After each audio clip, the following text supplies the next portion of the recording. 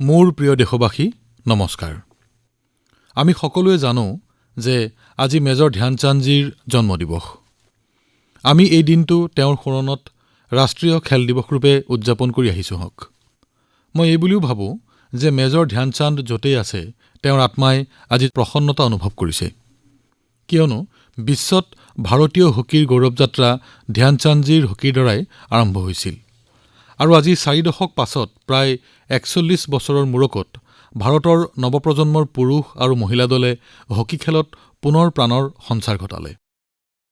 যিমানেই পদক প্ৰাপ্তি নহওক কিয়, হকীত পদক লাভ নকৰালৈকে কোনো ভাৰতীয় নাগৰিকে বিজয়ৰ আনন্দ উপভোগ কৰিব নোৱাৰে। এইবাৰ ৪ দশকৰ অন্তত অলিম্পিকত ভাৰতে হকীত পদক লাভ কৰিলে। মেজৰ ধ্যানচান্দ য'তেই আছে তেওঁৰ হৃদয়ে, তেওঁৰ আত্মাই কেনে প্ৰসন্নতা অনুভৱ কৰিছে সেয়া কল্পনা কৰকচোন। মেজৰ ধ্যানচান্দে গোটেই জীৱনটোৱেই হকীৰ বাবে সমৰ্পিত কৰিলে। সেইবাবেই আমাৰ দেশৰ যুৱচাম, আমাৰ ল'ৰা-ছোৱালীহঁত আজি খেলা-ধূলাৰ প্ৰতি আকৰ্ষিত হৈছে। ল'ৰা-ছোৱালীয়ে যদি খেলা-ধূলাত পাৰদৰ্শিতা দেখুৱাইছে, তেন্তে তেওঁলোকৰ পিতৃ-মাতৃসকল আনন্দিত হৈছে। মই ভাবোঁ যে মেজৰ ধ্যানচান্দৰ প্ৰতি এয়াই হ'ল গভীৰ শ্ৰদ্ধাঞ্জলি। বন্ধুসকল, খেলা-ধূলাৰ কথা ওলালেই পোনছাটেই স্বাভাৱিকতে আমাৰ যুৱ প্ৰজন্মৰ কথা মনলৈ আহে। যুৱচামলৈ লক্ষ্য কৰিলে এটা বৃহৎ পৰিৱৰ্তনো আমাৰ চকুত ধৰা পৰে। যুৱ প্ৰজন্মৰ মনৰ পৰিৱৰ্তন ঘটিছে। আজিৰ যুৱচামে পুৰণিকলীয়া পদ্ধতি পৰিত্যাগ কৰি নতুন কিবা এটা কৰিব খোজে, ব্যতিক্ৰমী কিবা এটা কৰিব খোজে। তেওঁলোকে নতুন পথৰ সন্ধান কৰিব খোজে। অপৰিচিত ঠাইত তেওঁলোকে খোজ পেলাব খোজে। নতুন গন্তব্যস্থান, নতুন লক্ষ্য, নতুন পথ, নতুন হেঁপাহ লৈ তেওঁলোক আগুৱাব খোজে। মনতে এবাৰ থিৰাং কৰি ল'লে তেওঁলোকে একানপতীয়াকৈ সেই কামত আত্মনিয়োগ কৰে, দিনে নিশাই পৰিশ্ৰম কৰে। ভাৰতবৰ্ষত এতিয়া মহাকাশ অন্বেষণৰ ক্ষেত্ৰখনো মুকলি হৈ পৰিছে আৰু লগে লগে যুৱ প্ৰজন্মই এই সুযোগ গ্ৰহণ কৰিছে। মহাবিদ্যালয়, বিশ্ববিদ্যালয়ৰ ছাত্ৰ-ছাত্ৰী, ব্যক্তিগত খণ্ডত কাম কৰা যুৱক-যুৱতী সকলোৱে আগবাঢ়ি আহিছে। মোৰ দৃঢ় বিশ্বাস যে আগত দিনত নিৰ্মিত হ'বলগীয়া অধিক সংখ্যক কৃত্ৰিম উপগ্ৰহ আমাৰ যুৱচাম, আমাৰ বিশ্ববিদ্যালয়, মহাবিদ্যালয়ৰ ছাত্ৰ-ছাত্ৰী, গৱেষণাগাৰত কৰ্মৰত শিক্ষাৰ্থীসকলৰ সহযোগত নিৰ্মাণ কৰা হ'ব। এই একেধৰণে আজিকালি অৱস্থাপন্ন শিক্ষিত পৰিয়ালৰ যুৱক-যুৱতীয়েও পাৰিবাৰিক পৰম্পৰাৰ পৰা আঁতৰি আহি ষ্টাৰ্টআপ কৰাৰ পৰিকল্পনা গ্ৰহণ কৰিছে। নতুন প্ৰত্যাহ্বান গ্ৰহণ কৰিবলৈ তেওঁলোক সাজু হৈছে। সৰু সৰু চহৰ-নগৰতো ষ্টাৰ্টআপ সংস্কৃতিয়ে গা কৰি উঠিছে। মই এইবোৰৰ মাজত এক উজ্জ্বল ভৱিষ্যতৰ ৰেঙনি দেখা পাইছো। আজি কিছুদিন আগেয়ে দেশত পুতলা নিৰ্মাণৰ বিষয়ে আলোচনা হৈছিল। আমাৰ যুৱচামৰ মনতো যেতিয়া এই বিষয়টোৱে স্থান লাভ কৰিলে, তেতিয়াই তেওঁলোকে ভাবিবলৈ ল'লে, বিশ্বত ভাৰতীয় পুতলাৰ মান কেনেকৈ উন্নীত কৰিব পাৰি, পুতলা নিৰ্মাণত ভাৰতে কেনেকৈ এটা পৰিচয় গঢ়ি তুলিব পাৰে। বিশ্বত পুতলাৰ এখন বৃহৎ বজাৰ আছে। নতুন নতুন কৌশল প্ৰয়োগ সত্ত্বেও এতিয়ালৈকে বছৰি ৬-৭ কোটি টকাৰ ব্যৱসায়হে কৰিব পৰা হৈছে। কিন্তু বৈচিত্ৰ্যপূৰ্ণ পুতলা নিৰ্মাণ কেনেকৈ কৰিব পাৰি, নতুন প্ৰযুক্তিৰ প্ৰয়োগ কেনেকৈ কৰিব পাৰি, শিশু মনস্তত্বৰ অনুৰূপ পুতলা কেনেকৈ তৈয়াৰ কৰিব পাৰি ইত্যাদি ইত্যাদি দিশত আমাৰ যুৱচামৰ মনোযোগ কেন্দ্ৰীভূত হৈছে। তেওঁলোকে এইবোৰ দিশত অৱদান যোগাব খুজিছে। বন্ধুসকল, মনক আহ্লাদিত কৰি তোলা, বিশ্বাসক সুদৃঢ় কৰি তোলা আৰু এটা কথা আপোনালোকে মন কৰিছেনে বাৰু? সেয়া হ'ল সাধাৰণতে এনেকুৱা হয়েই, চলি যাব, এই জাতীয় কথাবোৰ আমাৰ স্বভাৱত পৰিণত হৈছে। কিন্তু মই লক্ষ্য কৰিছো যে দেশৰ যুৱ মনবিলাক এতিয়া সৰ্বশ্ৰেষ্ঠত্বৰ দিশে ধাৱিত হৈছে। তেওঁলোকে সৰ্বোত্তমটো কৰিব খোজে, সৰ্বোত্তম ৰূপত কৰিব খোজে। ই দেশখনৰ বাবে এক বৃহৎ শক্তিত পৰিণত হ'ব। বন্ধুসকল, এইবাৰৰ অলিম্পিকে এটা ব্যাপক প্ৰভাৱ সৃষ্টি কৰিছে। অলিম্পিক সম্পূৰ্ণ হ'ল। বৰ্তমান পেৰা অলিম্পিক অনুষ্ঠিত হৈ আছে। আমাৰ দেশৰ ক্ৰীড়া ক্ষেত্ৰত যিখিনি ঘটিল, বিশ্বৰ তুলনাত সেয়া কম হ'লেও আমাৰ বিশ্বাস জগাই তুলিবলৈ সেয়া কিন্তু যথেষ্ট। দেশৰ যুৱচাম আজি খেলা-ধূলাৰ প্ৰতি আকৰ্ষিত হোৱাই নহয়, খেলা-ধূলাৰ সৈতে জড়িত সম্ভাৱনাৰ কথাও তেওঁলোকে ভাবি গুণি চাইছে। ক্ৰীড়াৰ পৰিৱেশতন্ত্ৰটো সূক্ষ্মভাৱে পৰ্যবেক্ষণ কৰি, সক্ষমতাক উপলব্ধি কৰি কিবা নহয় কিবা প্ৰকাৰে ইয়াৰ সৈতে নিজকে জড়িত কৰিব খুজিছে। পৰম্পৰাগত পদ্ধতি ত্যাগ কৰি তেওঁলোকে নতুনক আঁকোৱালি ল'ব খুজিছে। মোৰ প্ৰিয় দেশবাসী, ক্ৰীড়াৰ ক্ষেত্ৰত অহা এই গতিশীলতাৰ বাবে এতিয়া ক্ৰীড়া প্ৰতিটো পৰিয়ালৰ আলোচনাৰ কেন্দ্ৰবিন্দু হৈ পৰিছে।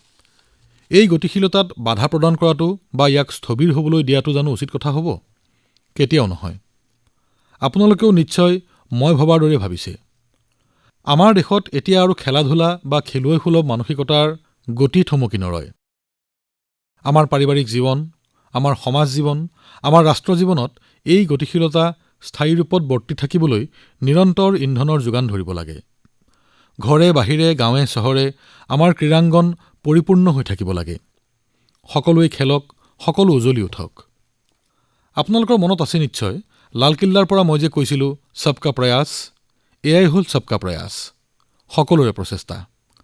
সকলোৰে প্ৰচেষ্টাতহে ভাৰতে ক্ৰীড়াৰ ক্ষেত্ৰত সৰ্বোচ্চ শিখৰত আৰোহণ কৰিব পাৰিব। এয়া ভাৰতৰ প্ৰাপ্য। মেজৰ ধ্যানচান্দৰ দৰে লোকে দেখুৱাই যোৱা পথেৰে আগুৱাই যোৱাটো আমাৰ দায়িত্ব আৰু কৰ্তব্য। বহু বছৰৰ মূৰত এনে এক সময় দেশলৈ ঘূৰি আহিছে, যি সময়ত প্ৰতিটো পৰিয়াল, সমাজ, ৰাজ্য, ৰাষ্ট্ৰ সকলোৱে এক মনে খেলৰ প্ৰতি আকৰ্ষিত হৈছে। যুৱক-যুৱতীসকলে এই বিষয়ত সুযোগ গ্ৰহণ কৰি ক্ৰীড়াৰ বিভিন্ন ক্ষেত্ৰত পাৰদৰ্শিতা দেখুওৱা উচিত। গাঁৱে-ভূঞেও খেল-ধেমালিৰ প্ৰতিযোগিতা হৈ থকা প্ৰয়োজন। প্ৰতিযোগিতাৰ জৰিয়তেহে খেলে বিস্তাৰ লাভ কৰে, খেলৰ বিকাশ হয়, তাৰ পৰা খেলুৱৈৰ জন্ম হয়। আহক আমি দেশবাসীয়ে নিজ যোগদানেৰে, নিজা প্ৰয়াসেৰে ইয়াক গতি প্ৰদান কৰোঁ। প্ৰিয় দেশবাসী, কাইলৈ জন্মাষ্টমী। জন্মাষ্টমীৰ এই পৰ্ব ভগৱান শ্ৰীকৃষ্ণৰ জন্ম পৰ্ব। আমি ভগৱানৰ সকলো ৰূপৰ সৈতে পৰিচিত। দুষ্ট কৃষ্ণৰ পৰা বিশাল ৰূপ ধাৰণৰ কৃষ্ণলৈকে, শাস্ত্ৰত পাৰ্গত কৃষ্ণৰ পৰা অস্ত্ৰ-শস্ত্ৰত পাৰ্গত কৃষ্ণলৈকে, কলা, সৌন্দৰ্য, মাধুৰ্য সকলোতে কৃষ্ণ। এই কথা মই এইবাবেই কৈছো যে জন্মাষ্টমীৰ কিছুদিন পূৰ্বে মোৰ এনে এক মনোৰঞ্জক অভিজ্ঞতাৰ সোৱাদ লোৱাৰ কথা মনলৈ আহিছে। আপোনালোকৰ বোধহয় মনত আছে যে চলিত মাহৰ ২০ তাৰিখে ভগৱান সোমনাথ মন্দিৰৰ সৈতে জড়িত নিৰ্মাণ কাৰ্য উদ্বোধন কৰা হৈছিল।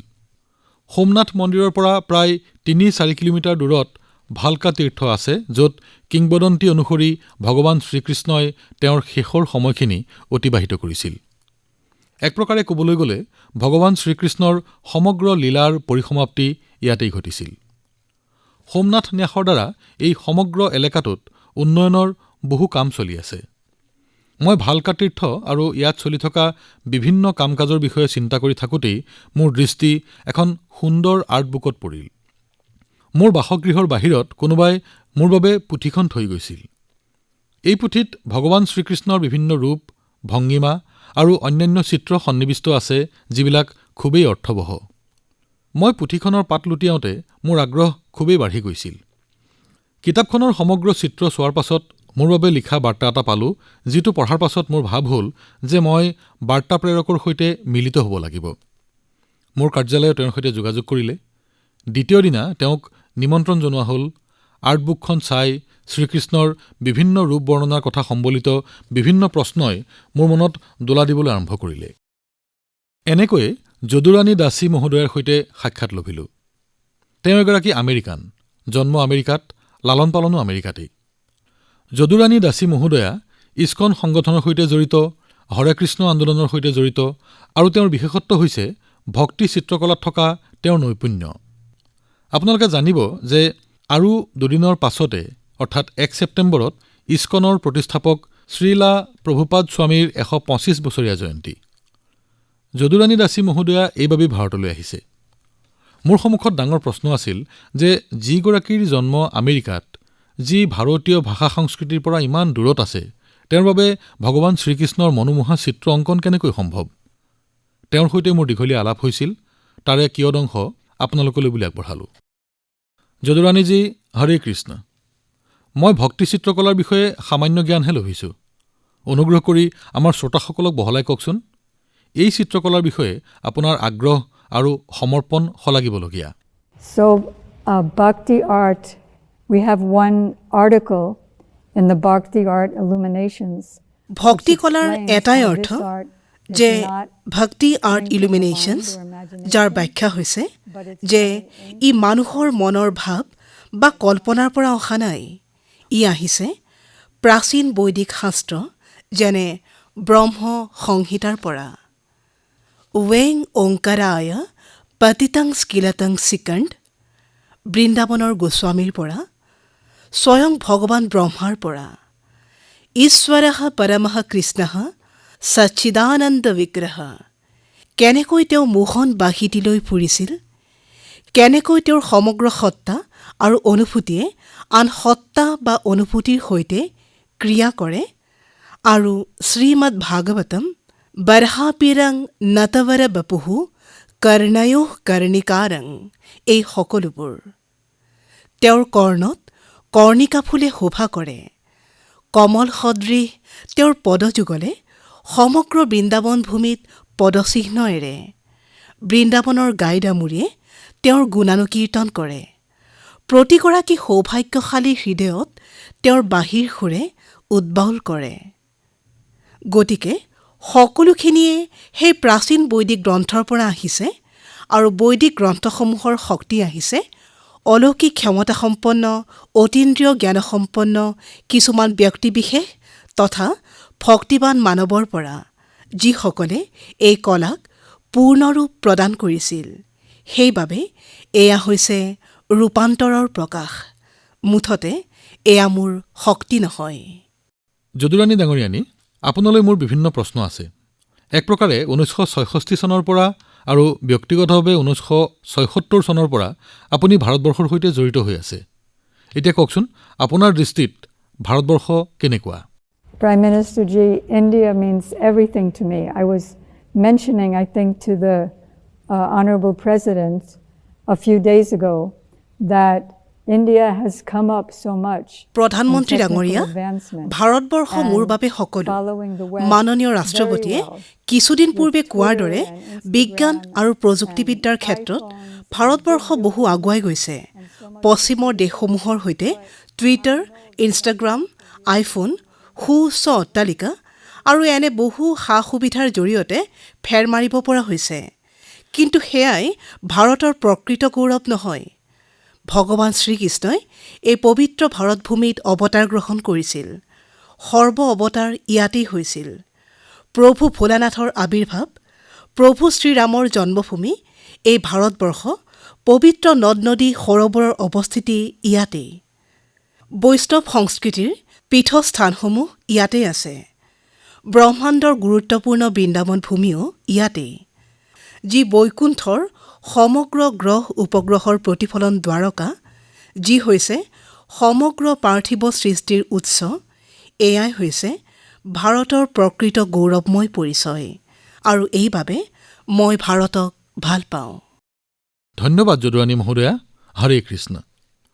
বন্ধুসকল, পৃথিৱীবাসীয়ে আজি ভাৰতীয় আধ্যাত্মিকতা আৰু দৰ্শনৰ বিষয়ে ইমানেই চৰ্চা কৰে, ইমানেই জিজ্ঞাসা কৰে যে আমাৰ দায়িত্ব আৰু কৰ্তব্য বহুগুণে বাঢ়ি যোৱাটো স্বাভাৱিক।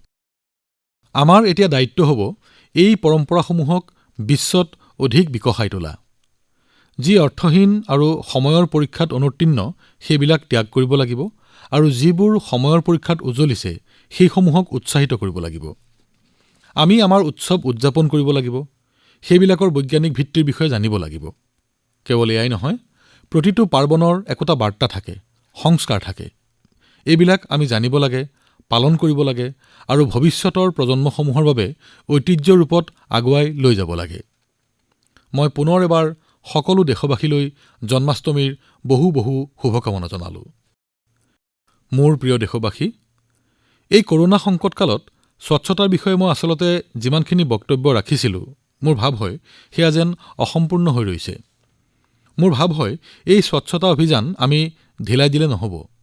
ৰাষ্ট্ৰ গঠনৰ ক্ষেত্ৰত যেনেকৈ সকলোৰে প্ৰচেষ্টাৰে উন্নয়ন সম্ভৱ হয়, তেনে উদাহৰণে আমাক প্ৰেৰণাও যোগায়, কিবা কৰিবলৈ নতুন ৰূপত শক্তিৰো যোগান ধৰে আৰু নতুন বিশ্বাস আৰু উদ্দীপনাৰে মন প্ৰাণ ভৰাই তোলে।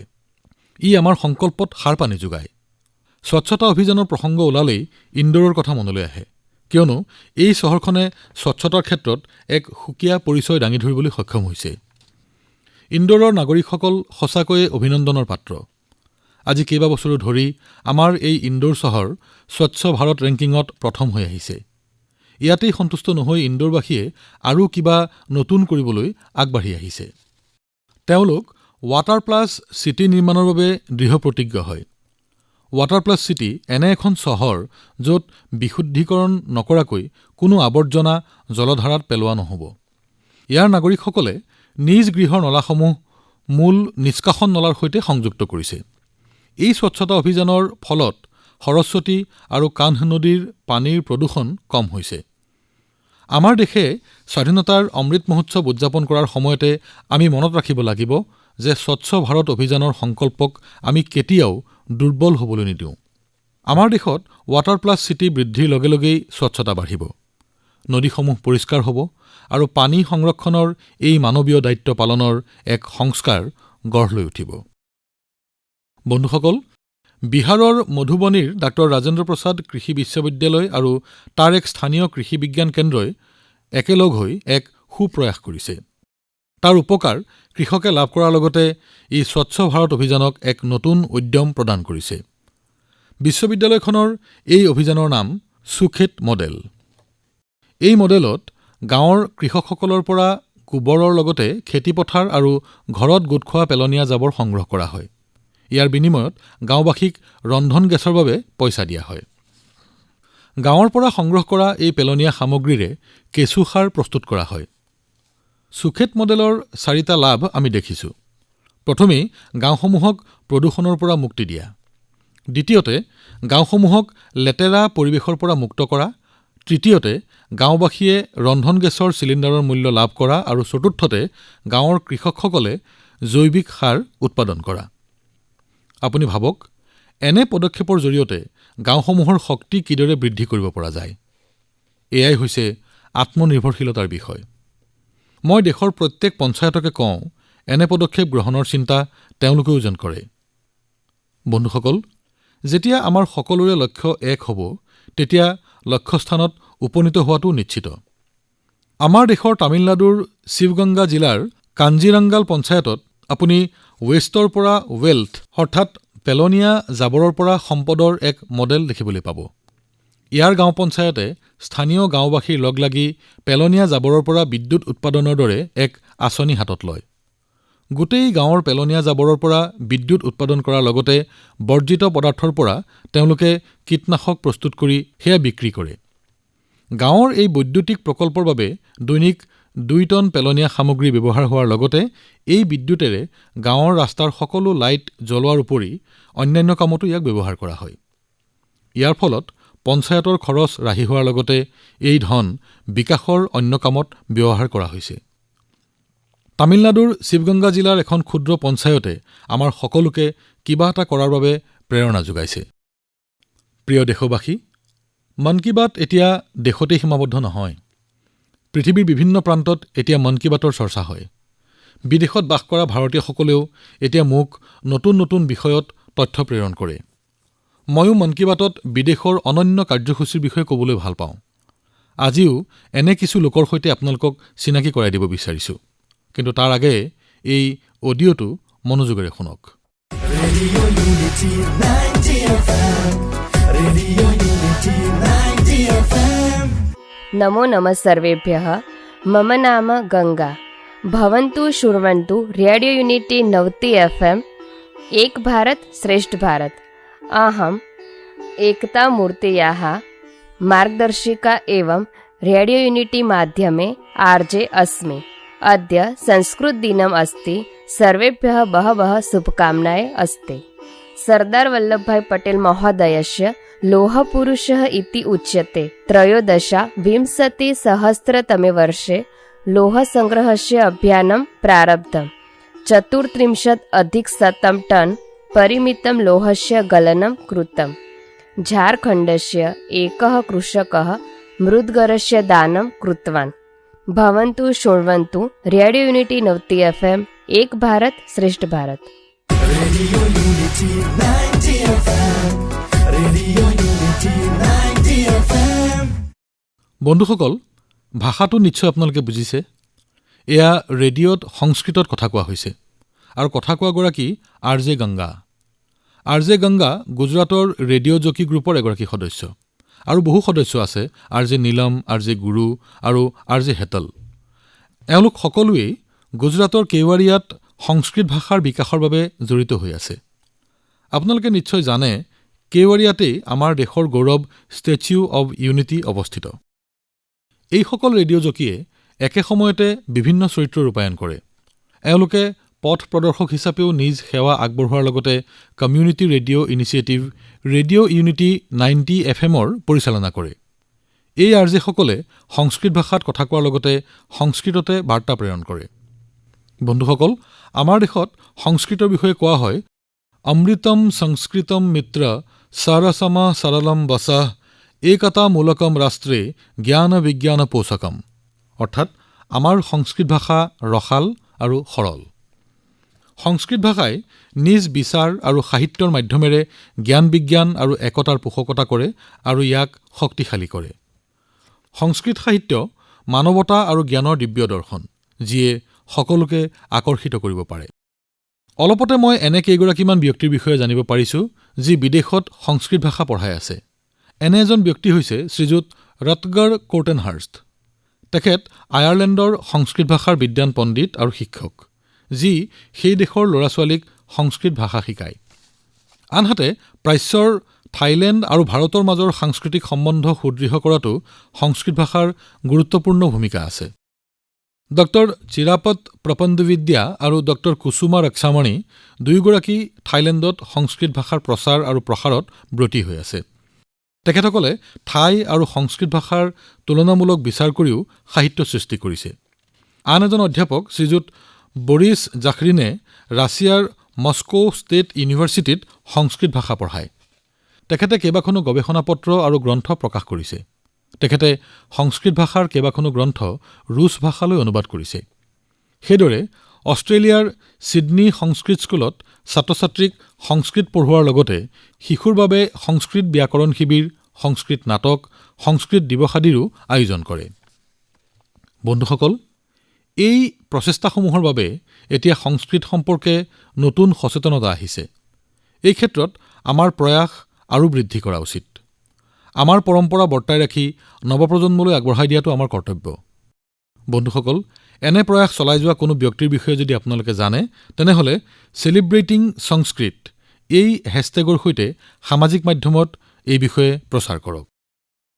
মোৰ প্ৰিয় দেশবাসীসকল, কেইদিনমানৰ পাছতেই বিশ্বকৰ্মা জয়ন্তী উদযাপন কৰা হ'ব। ভগৱান বিশ্বকৰ্মাক আমাৰ ইয়াত বিশ্বৰ সৃজন শক্তিৰ প্ৰতীক বুলি মনা হয়।